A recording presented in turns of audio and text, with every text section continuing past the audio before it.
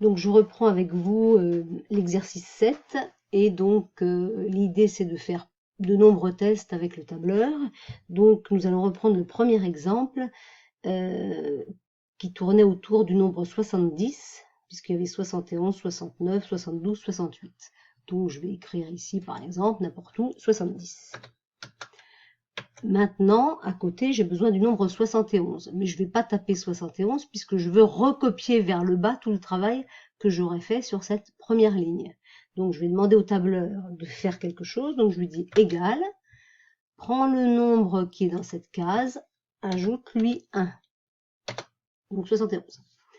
Ici, je veux rentrer donc le nombre 69. Donc, pareil, je lui dis travail. Prends le nombre qui est dans cette case-là, enlève-lui 1. Ici, je vais lui demander de taper 72. Donc, prends le nombre qui est ici et ajoute-lui 2.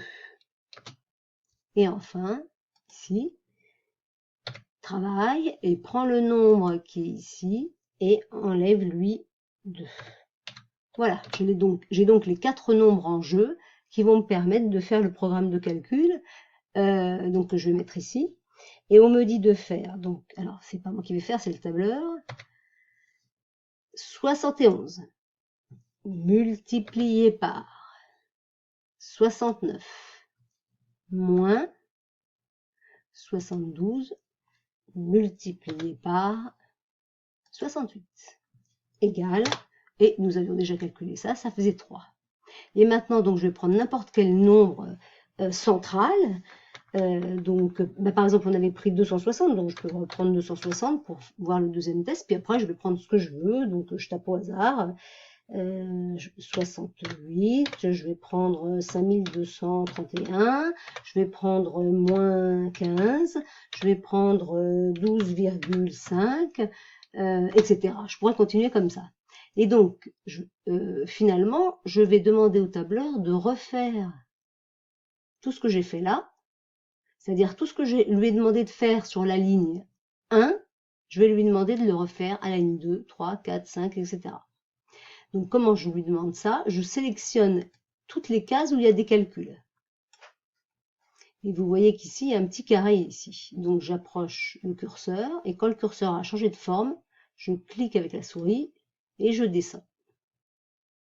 Et après, j'arrête la souris ici, et voilà le travail.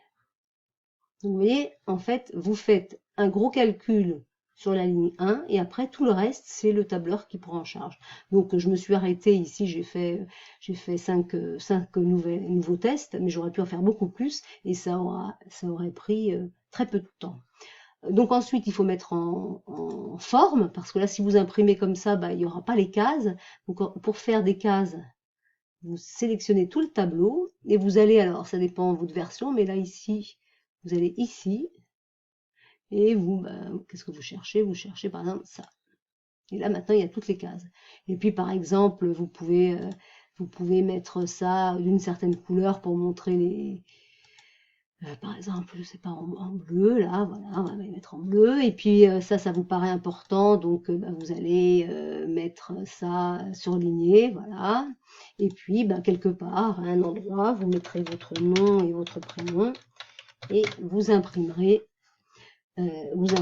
donc votre travail.